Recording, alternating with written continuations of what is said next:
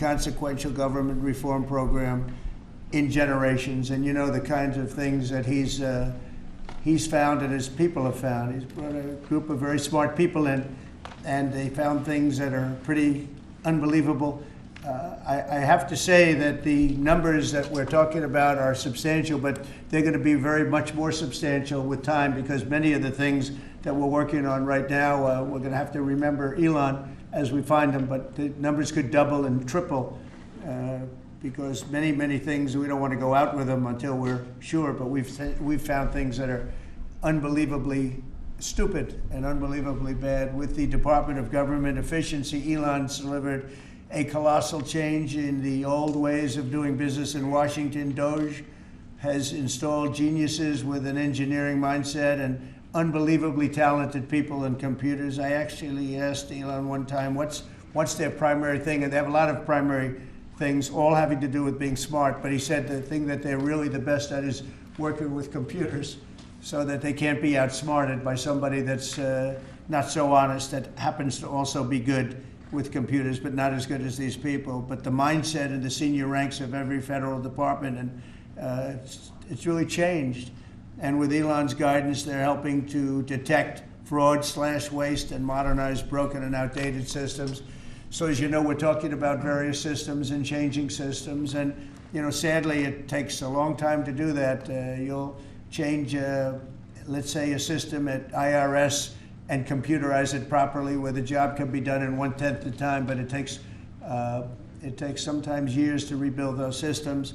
But we've started, in many cases, I will say that this has less to do with Elon, but the air traffic control systems, we're bidding out to the best companies in the world, those systems right now. They were what the previous administration was horrible what they did. They spent billions and billions of dollars, and in the end, it didn't even come close to working. They tried to hook up wire to copper, and it can't be done. And they just spent billions of dollars and just wasted money. Actually made the system much worse. So we're going to get a brand new modern system. Congress is working with us on that, and we're going to get it done as quickly as we can. But it's in the works, and once it's done, it'll be good for 30 years.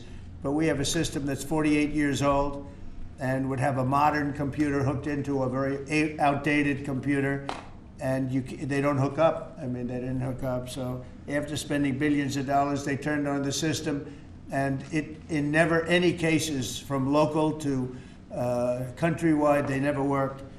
More than 75,000 bureaucrats have voluntarily left their taxpayer-funded jobs to come out and really do the job. Countless wasteful and unnecessary contracts have been terminated, and you know that we have terminated many contracts, and many contracts, Elon, are right now being looked at. Yes. And it may be 6 months, it may be almost a year in some cases. We're going through procedures, we're going through courts, and we'll remember you as we announce billions of dollars of extra waste, fraud, and abuse. Just as an example, DOGE canceled $101 million for DEI contracts at the Department of Education, $101 million, and that was just a small section of the Department of Education. $59 million for illegal alien hotel rooms in New York City, and the landlord never made the kind of money that he made in the last short period of time. $59 million to a hotel in New York City, $45 million for diversity, equity, and inclusion scholarships in Burma. In Burma, does anyone know about Burma? $42 million for social and behavioral change in Uganda. $40 million to improve the social and economic inclusion of sedentary migrants. I can say it's $2 billion to Stacey Abrams and her environmental movement. There was $100 in the account, and all of a sudden they found $2 billion in the account. And I assume that's being looked at. I don't know, I'm not sure, but I assume that's being looked at. Think of that, $2 billion. And then Lee will tell you there's another one over there for $20 billion being spent on another environmental question. $20 billion, not 20 million, a lot, not 200,000, which is a lot. So think of it, in her case, you have $100, and now all of a sudden she gets hit with an infusion of $2 billion just before I take office.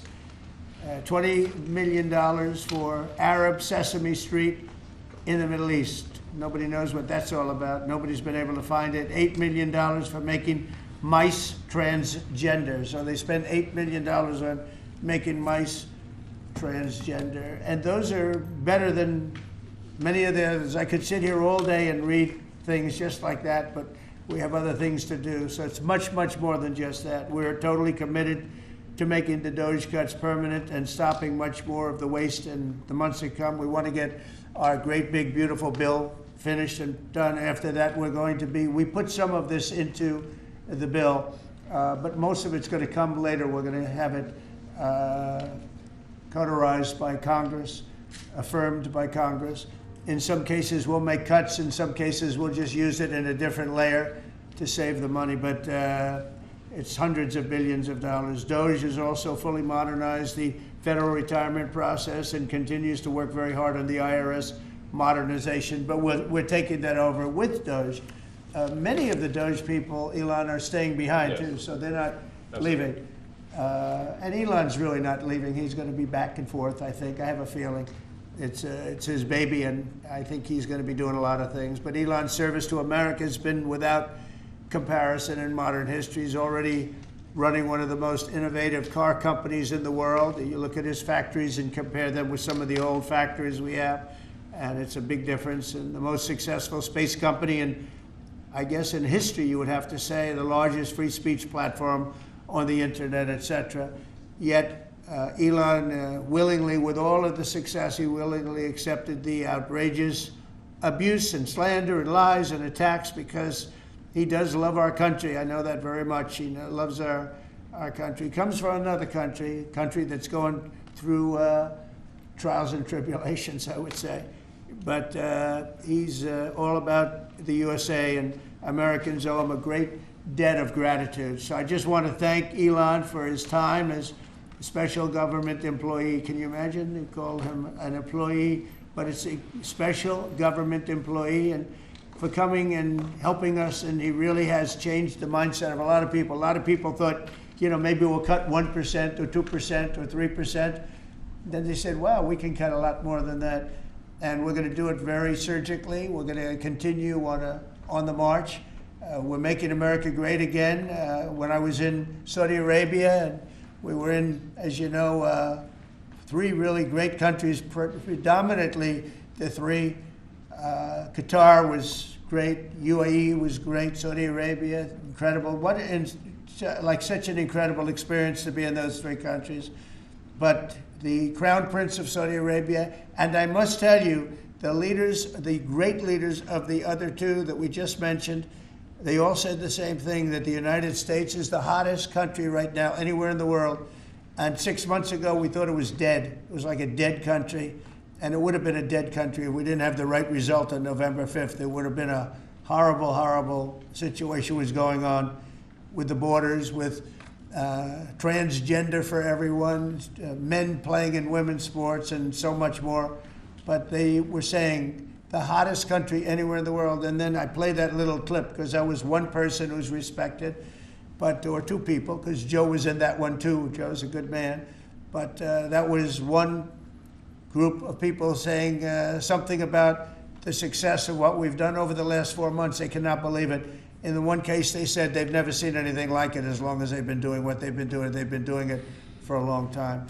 So I want to thank Elon for helping. And again, the United States right now is the hottest country anywhere in the world. There's no country as hot, and we're doing really well. We came, when I left, we had no wars, we had no problems. We defeated ISIS, we rebuilt our military, and we had no inflation. And when I came back, we had a lot of inflation. We had wars all over the place.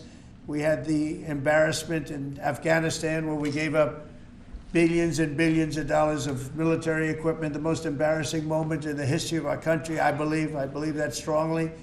We have Russia with Ukraine. We had the attack on Israel in October, the horrible attack, October 7th. Horrible, horrible attack. Nobody's ever seen anything like it. And now we have something where we're really healing a lot of that. We stopped India and Pakistan from fighting. I believe that could have turned out into a nuclear disaster. And I want to thank the leaders of India, the leaders of Pakistan, and I want to thank my people also. We talked trade, and we said we can't trade with people that are shooting at each other and potentially using nuclear weapons. And they're great leaders in those countries, and they understood, and they agreed. And that all stopped, and we're stopping others from fighting also, because ultimately we can fight better than anybody. We have the greatest military in the world. We have the greatest leaders in the world. We put one of them in charge of the Joint Chiefs of Staff, as you know, General Raisin Kane. And we wiped out ISIS, completely wiped out ISIS in 3 weeks. They said it would take 5 years, and we did it in 3 weeks. And that's the way it is, but we don't want to have to use our military. We want to be peace through strength when we can, and that's the way we're going to have it. So I just want to thank Elon and all of his people. Most of those people are staying, almost all of them are staying, and they're going to be with us. And you're going to see the results coming long into the future. Even a year and 2 years later, you're going to see a lot of the results, and those hundreds of billions of dollars are going to be adding up, and they're going to continue to add. It'll be interesting, really interesting to see what the final number is going to be. But again, Elon gave an incredible service. Nobody like him, and he had to go through the slings and the arrows, which is a shame because he's an incredible patriot. The good news is that 90% of the country knows that, and they appreciate it, and they really appreciate what he did. And I gave him a little special something we have here. Thank you. A very special that I give to very special people. I have given it to some, but it goes to very special people, and I thought I'd give it to Elon as a presentation from our country. Thank you. Thank you, Elon. Thank you. Take care of yourself. Thank you. You see the lock. The lock on this is amazing. That's right. Large lock. Well, let me say perhaps a few words that this is not the end of DOGE, but really the beginning. My time as a special government employee necessarily had to end. It was a limited time thing. It's 134 days, I believe, which ends in a few days. So, so that it comes with a time limit. But the DOGE team will only grow stronger over time. The DOGE influence will only grow stronger. It's I'd liken it to sort of Buddhism. It's like a way of life. So it is permeating throughout the government. And I'm confident that over time we'll see $1 trillion of savings and a reduction in $1 trillion of waste and fraud reduction. The calculations of the DOGE team thus far, in terms of an FY25 to FY26 delta, are over 160 billion, and that's climbing. We expect that number will probably go over 200 billion soon. So I think the DOGE team is doing an incredible job. They're going to continue doing an incredible job, and I'll continue to be visiting here and be a friend and advisor to the president, and I look forward to times being back in this amazing room. By the way, isn't this incredible? Look at this incredible. I mean, it's stunning. I think the way that the Oval Office, how the president has just completely redone the Oval Office is beautiful. I love the gold on the ceiling. Thank you. It's pretty nice. Yeah. That's been there a long time. That was plaster. Nobody ever really saw it. They didn't know the eagle was up there, and we highlighted. It's essentially it's a landmark, a great landmark, and that's 24 karat gold, and everybody loved it. And now they all see it when they come in. So it's been good. The Oval Office finally has the majesty that it deserves, thanks to the president. So I look forward to continuing to be a friend and advisor to the president, continuing to support the DOGE team. And we are relentlessly pursuing $8 trillion in waste and fraud reductions, which will benefit the American taxpayer. So that's it, really. Thank you, Mr. President. Thank you. Right. Great job. Thank you. Thank you, President Trump. The president mentioned that you had to deal with all the slings and arrows during your time at DOGE. There's this. Well, some of the people, some of the media organizations in this room were the slingers. Well, so there is a New York Times report today that accuses you of blurring the line between. Is the New York Times? Is that the same publication that got a Pulitzer Prize for false reporting on the Russiagate. Is it the same organization? I gotta check my Pulitzer I think counter. it is. It is. I think the judge just ruled against the New York Times for their lies about the Russiagate hoax, and that they might have to give back that Pulitzer Prize. That New York Times. Let's move on. Okay, then Next President question. Trump. I got one for President Trump. So President Trump, Biden aides who used to work here are in talks with Republicans in Congress to go and testify about what they did or didn't do to possibly conceal President Biden's decline. Do you think that Dr. Jill Biden should also have to come in and testify about what she did or didn't do? Well, I hate the concept of it. It's the wife of a man who was going through a lot of problems, and everybody that dealt with him understood that. And I guess it came out during the debate loud and clear. That was the biggest signal of all. They have to do what's right. The country was there was a lot of dishonesty in the election, as you know, 2020. That's been now caught. People understand it. It was a rigged election.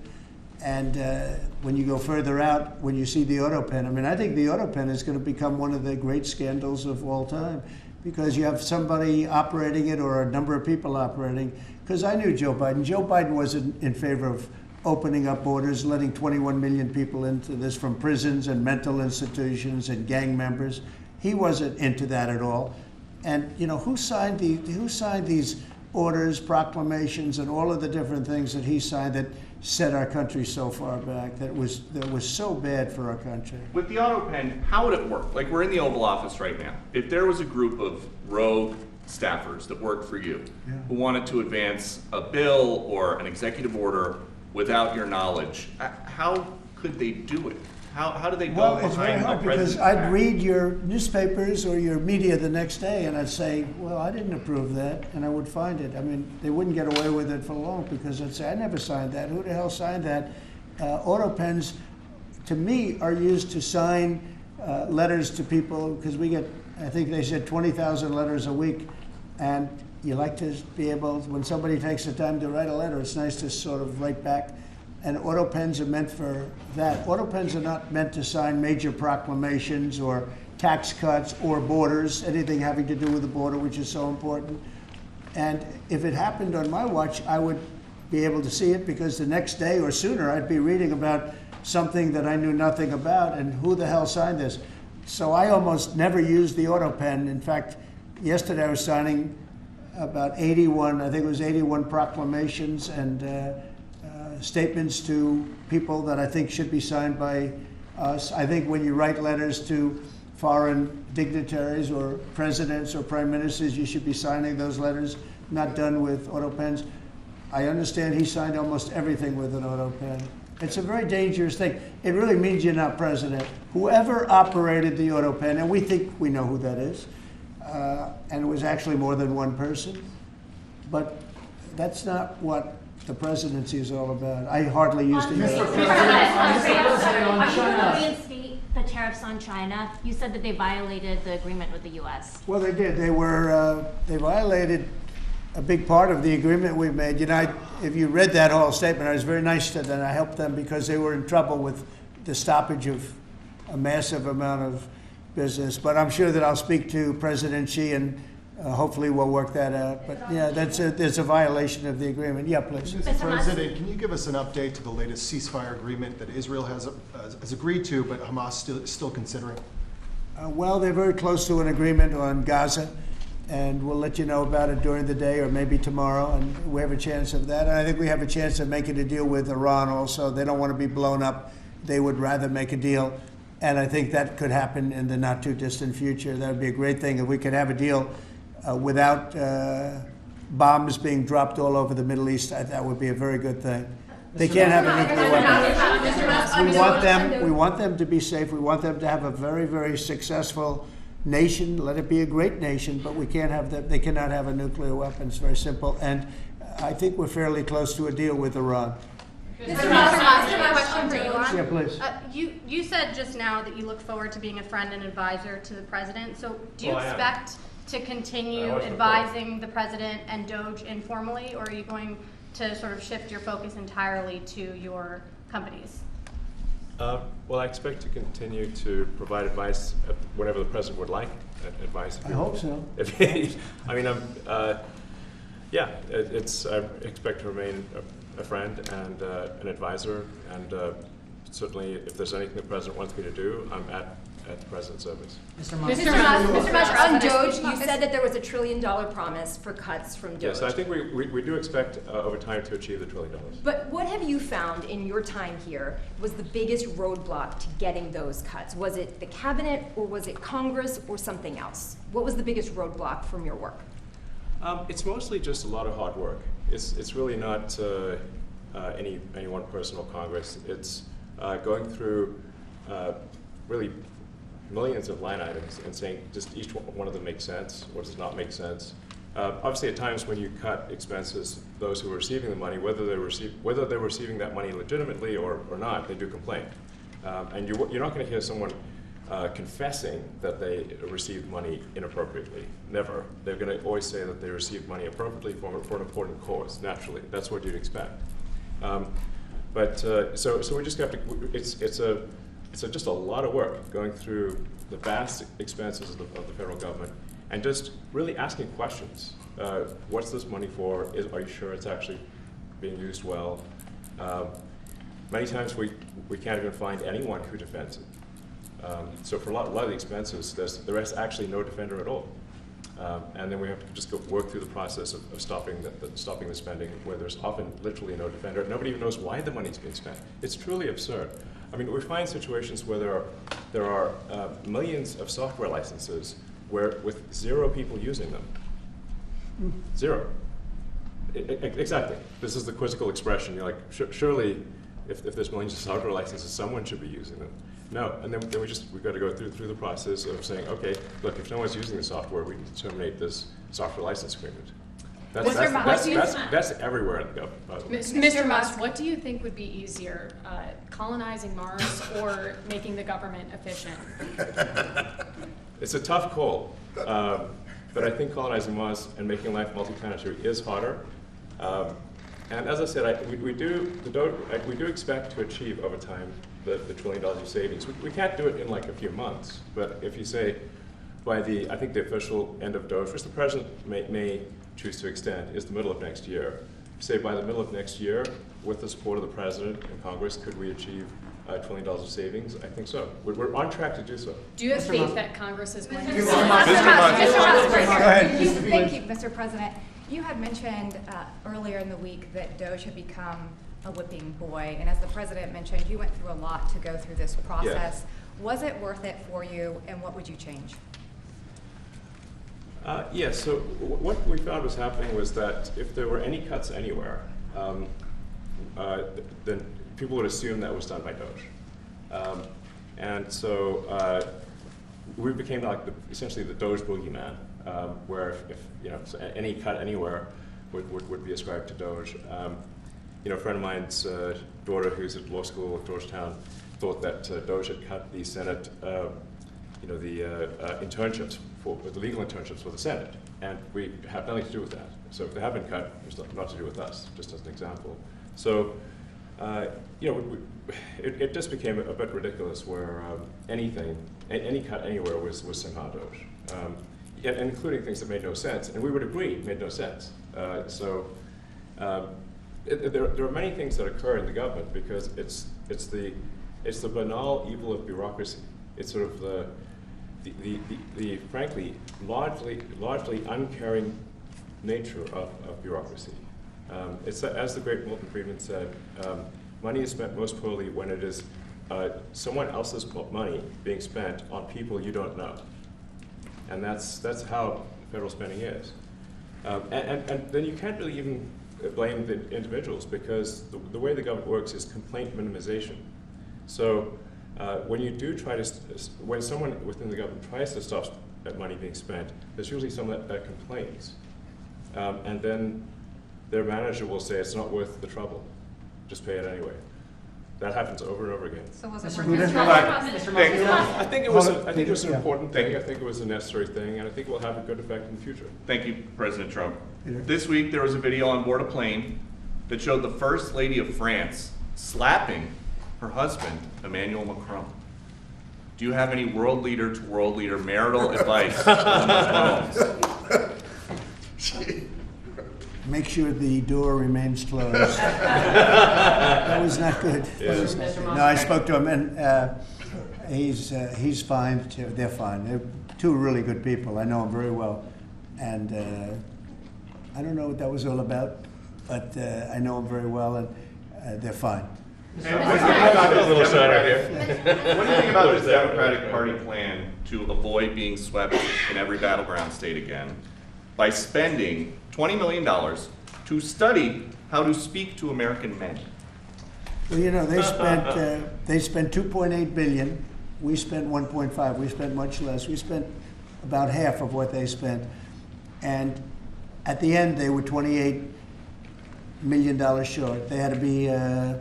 They spent 2.8 billion. It's a lot, but they couldn't get 28 million at the end, and now they want to spend. I read that they want to spend money to learn how to talk. That's fake. You don't want to be fake. You shouldn't have to hire consultants to say what America needs, because then the consultants should be running the deal, not them. But I read that they want to spend a lot of money in each state. So we won all 7 swing states, 7 out of 7. We won a lot more than that. We won the popular vote. We won everything, and they want to spend money to find out what they did wrong. And I mean, I could tell you what they did wrong. I could tell you every one of their programs. When they say men playing in women's sports, I would say that's not a winner. When they say transgender for everybody, I think that's not a winner. When they say open borders so the entire world population of criminals can pour into our country, I don't think that's a winner. I mean, I just gave them that for free, but I don't know if they'll change their ways. I see them all the time. I see people that I know in Congress, Democrats, they're trying to justify some of the things I just said. You can't justify them. I always hear they're 80-20 issues. I say they're not 80-20, they're 97-3. They might be 99-1. They're not 80-20. They wish they were 80-20. And they're wasting a lot of money if they're going to continue with that nonsense. And this one's a little bit more of a page 6 question, but back when you hosted The Apprentice, you mentioned once in 2012 that Diddy was a good friend of yours back then. He has since found himself in some very serious legal trouble. Yeah, that's true. Would you ever consider pardoning him? Well, nobody's asked. You had to be the one to ask, Peter, but nobody's asked. But I know people are thinking about it. I know they're thinking about it. I think some people have been very close to asking. First of all, I'd look at what's happening, and I haven't been watching it too closely, although it's certainly getting a lot of coverage. I haven't seen him. I haven't spoken to him in years. He used to really like me a lot, but I think when I ran for politics, that relationship busted up from what I read. I don't know, he didn't tell me that, but I'd read some little bit nasty statements in the paper all of a sudden. It's different. You become a much different person when you run for politics and you do what's right. I could do other things, and I'm sure he'd like me, and I'm sure other people would like me, but it wouldn't be as good for our country. As we said, our country's doing really well because of what we're doing. So it's not a popularity contest. So, I don't know, I would certainly look at the facts. If I think somebody was mistreated, whether they like me or don't like me, it wouldn't have any impact on me. Mr. President, on the Big Beautiful Bill, would you like to see the Senate build in some support for your tariffs on the Big Beautiful Bill, or should that be a standalone bill? I have great support on the tariffs. I mean, I was so honored that we got that ridiculous stay lifted, because that would have taken away presidential power. It would have taken away everything that was granted by the founders. It would have been a terrible thing. And it would have, most importantly, would have left us vulnerable. We have a lot of countries that use tariffs on us and use them viciously, actually, viciously. And if we didn't have the power to use tariffs on them, and instantly, not when you go back to Congress and try and get hundreds of people to agree on something, that would take months to get just one simple proclamation. If we didn't have the power to counteract their powers, you wouldn't have a country left. We have to act fast. We have to be fast and nimble, as they say. And that was a really great moment, I think, yesterday when that stay was lifted. And hopefully now we'll go to court and just win that battle. Because if we don't have the power to do what they're doing to us, we are going to be a great nation no longer. Elon Musk was once idolized by folks on the left in this country before joining your administration. Now he's considered a hero by conservatives. Why do you think this man and what he's done in American life has been so politicized? Does it Well, only have to do with you? his life has been amazing. I mean, I look at so many different things. I look at that rocket being, guided back into position. I've never seen that before. I thought it was a space movie. I thought it was a movie. You look at what he's done in terms of communication. It's been unbelievable. So many different, even tunnels going underground, not having to go through all the process of going, he's got a company that does that. He's got so many different companies. Starlink, as an example. He saved a lot of lives, probably hundreds of lives in North Carolina. I don't even know if you remember, but I called you. They needed Starlink in North Carolina. And I didn't know what the hell Starlink was. I said, what is it? Who owns it? He said, do you know Elon Musk? I said, yeah, I happen to know the gentleman. This was before his government stay. And they said, we really need it because North Carolina became an island. It was, people had no communication. They had no access to anything, and they were dying. And I called up Elon, and you can't get it because it's so successful. It's very hard to get. And he had so much of it brought over there, and they told me it was unbelievable. It saved a lot of lives. So, he's just done a lot of things. I don't think he gets credit for what he's done.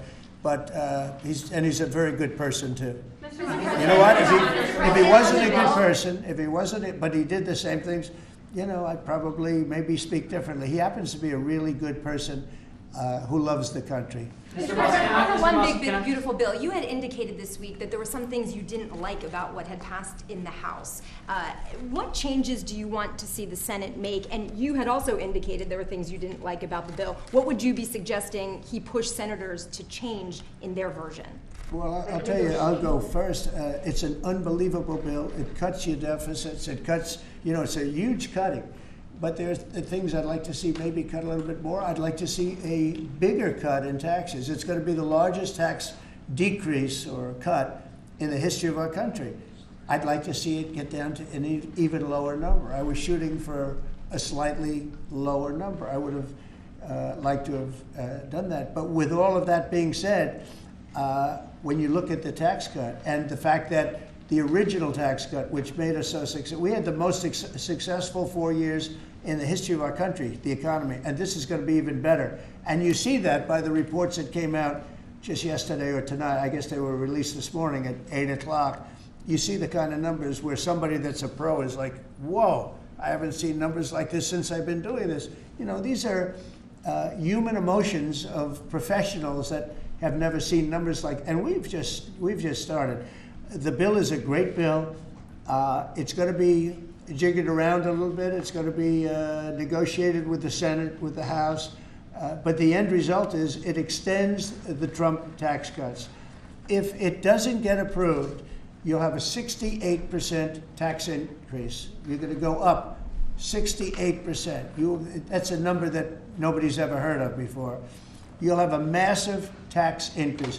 If it does get approved, you'll have a large tax cut, the largest we've ever had. When you add the past tax cuts that we got you, the Trump tax, they call them the Trump tax cuts. It's an amazing bill. It does amazing things. With all of that, it's going to be adjusted a little bit over the next coming weeks, and I think it's going to be passed. The Republicans want to pass it. With all of the great things it does, including an extension of debt, it's the extension. We have to extend the debt. If we don't extend debt, we're in default. Now, the Democrats might like our country to be in default, but in 250 years, we've never been in default. That was handed to them by a very well-meaning man that gave it to them because he thought it was the right thing to do. It could have been their problem before the election, but this man thought it was the right thing to do, and he was well-meaning. I don't hold anything against him for that, but that was put on our plate when it should have been on the Democrats. September 28th, a famous date. It should have been taken care of by the Democrats, but this person, a man of power, gave it to us so that in June that comes due. Well, we have to take care of that because if we don't take care of it, we have a country in default, and we don't ever want to have a country in default. I'll tell you, a certain senator, Elizabeth Warren, said that she would never, ever allow a default on our debt. She would never let it happen, and she would like to get rid of the debt ceiling, what's called the debt ceiling. I call it the debt extension because we really need an extension, that she'd like to see that gotten rid of. And there are many people that agree. Many Democrats agree with that. But we gave that through, and I don't want to say an error. He did it well-meaning. They gave that to us. It was a Democrat problem just before the election. Would have had a huge impact on the election. And to our benefit, we won anyway, but to our benefit. But felt that really for the good of the country, we should extend that. But Elizabeth Warren and various other people would like to see that. Her whole career, she wanted to see it terminated, gotten rid of, not being voted on every 5 years or 10 years. And the reason was because it's so catastrophic for our country. And I always agreed with her. That was one thing I agreed with her on. Now, I haven't spoken to her, but I would say that if you asked her that question now, she'd say, no, it's their problem. But it's a very unfortunate situation. It's a very unfair situation. And she happened to be right on that. It should be gotten rid of, or it should simply be extended. But that's one of the things that gets taken care of in this bill. That automatically gets extended for a 4-year period, and it should be. But I agree with Elizabeth Warren on that. I think you should get rid of it. It's too catastrophic. Yeah, please, go ahead. What message do you like to send to international students? Are they still welcomed to study in the United States? And one question for Mr. Musk. To students? Well, we want to have great students here. We just don't want students that are causing trouble. We want to have students. I want to have foreign students. I think Harvard, it's close to 31%. That's a lot. Our country has given $5 billion plus to Harvard over a short period of time. Nobody knew that. We found that out. I wouldn't say that was a DOGE thing, but we found that out over a period of time. That was sort of a Trump thing. We ended up in litigation for other reasons because they're very anti-Semitic. And in finding out and in going through the books, we found out that the country gave them $5 billion plus, much more than that, actually. And we're having it out with them, and let's see what happens. I think we have a very good, it's a very sad case. It's a case we win. We can't lose that case because we have the right to make grants. We're not going to make any grants like that. But I don't think Harvard's been acting very nicely. I think Columbia wants to get to the bottom of the problem. They've acted very well. And there are other institutions, too, that are acting, but Harvard's trying to be a big shot. And all that happens is every 3 days we find another $100 million that was given. 2 days ago, we found $200 million more. The money's given to them like gravy. I'd like to see the money go to trade schools, where people learn how to fix motors and engines, where people learn how to build rocket ships, because somebody has to build those rocket ships. Yeah. And I'd like to see trade schools set up, because you could take $5 billion plus hundreds of billions more, which is what's spent, and you could have the greatest trade school system anywhere in the world. And that's what we need to build his rockets and robots and things that he's doing, and to build lots of other things. And I went to school with people. In some cases, they weren't good students, but they could fix the engine of a car better than anybody I've ever seen. They could take it apart blindfolded. They had an ability at that. And they did very well. They made a lot of money. It's a very skilled job. It's great.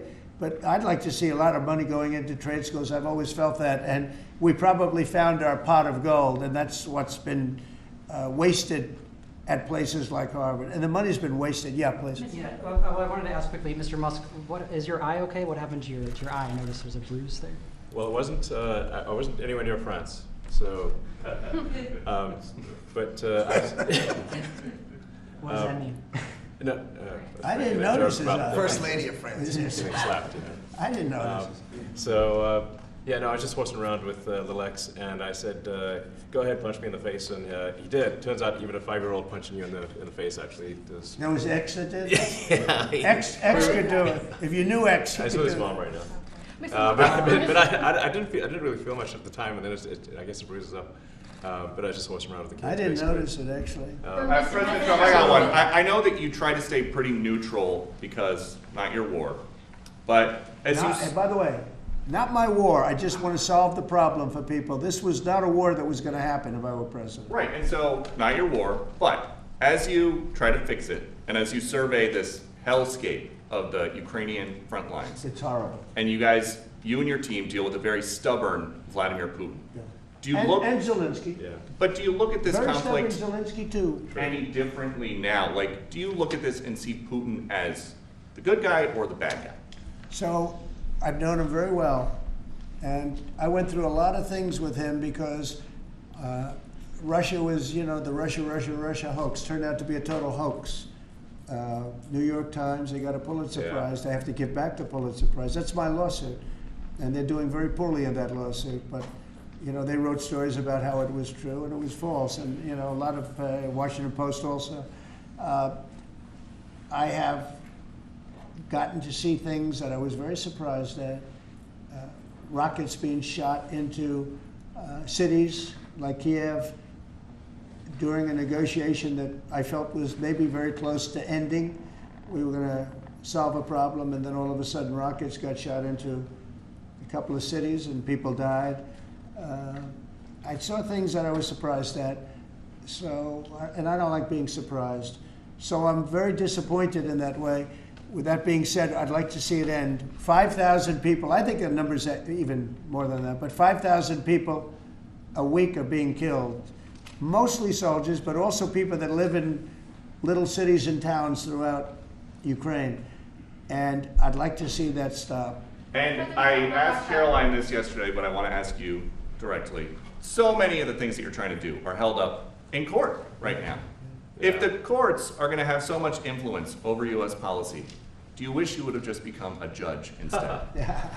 Yeah, well, look, it wasn't meant to be that way. If you look at the founders, the president had certain powers, and you have your three groups, and they all had supposed to be pretty equal powers. But you can't have a judge in Boston running foreign policy in places all over the country because he's got a liberal bent or he's a radical left person. That's what the executive branch is for, and you have checks and balances. But we had millions of people pour into our country, many criminals poured into our country, murderers, mental institutions from all over the world being emptied out into our country. And if we don't get them out and get them out quickly, could lose your country very easily. This is a bad, that anybody would allow this to happen to our country. With all of the things, we took over inflation, we took over some wars, we took over a lot of problems that didn't exist when I was president. None of it existed. We wiped out ISIS. Other than that, we had no wars. Putin was never going to hit Ukraine. Israel would have never been attacked. That attack, as you know, Iran had no money. They didn't have money for Hamas. They didn't have money for Hezbollah. They had no money whatsoever. That wasn't going to happen. All of these things that happened weren't going to happen. You wouldn't have had inflation. So it's very sad when I came back. But the thing that is the hardest is that they allowed 21 million people into our country, and many of those people are stone cold criminals.